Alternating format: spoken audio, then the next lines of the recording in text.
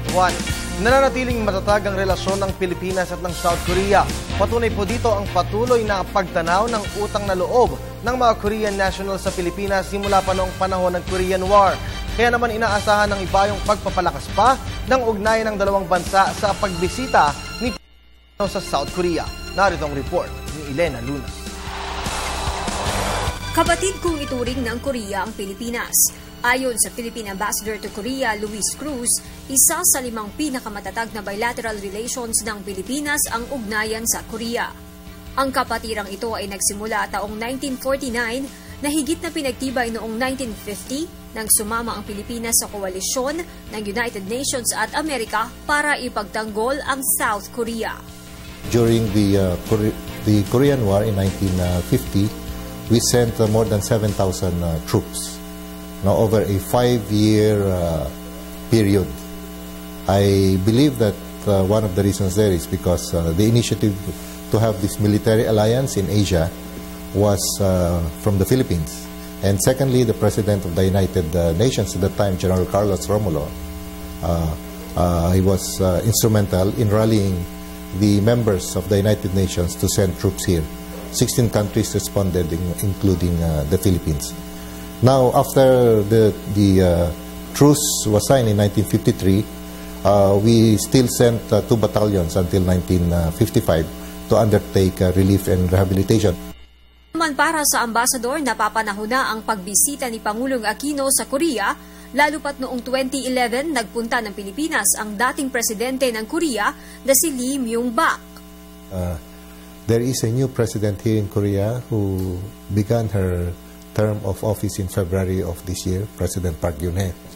And one of the highlights of her foreign policy, in as far as Asia is concerned, is that she has identified 3 countries as the target of intensified cooperation, especially in the area of economic cooperation. And Korea terms this as the VIPs. V for Vietnam, I for Indonesia, and P for the Philippines.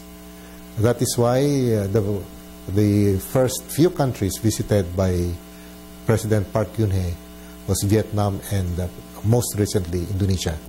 And now President Aquino is making a state visit here.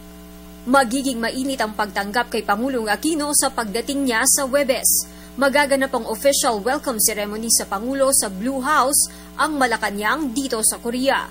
Matapos ang 21 at paglagda ni Pangulong Aquino sa guest book, magkakaroon sila ng bilateral meeting ni President Park Geun-hye.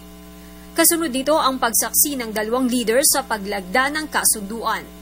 In the defense cooperation agreement that will be signed, areas to be covered would be, in exchange of visits, including scholarships for our cadets, training, and then exercises when it comes to humanitarian assistance.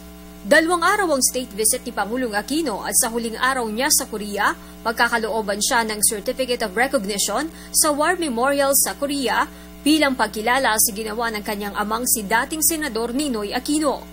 Kasama ng mga tropang Pilipino ang ama ng Pangulo na tumulong sa Korean War bilang mamamahayag sa edad na 17 taong gulang. So the conferment of this distinction of appreciation would be on the father's president for his contribution in promoting peace in the Korean Peninsula through the articles he wrote for the Manila Times, but which were picked up also by international media.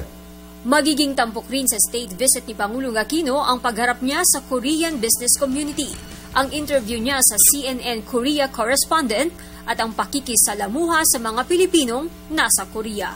Para sa Telebisyon ng Bayan, Elena Luna, Seoul, Korea.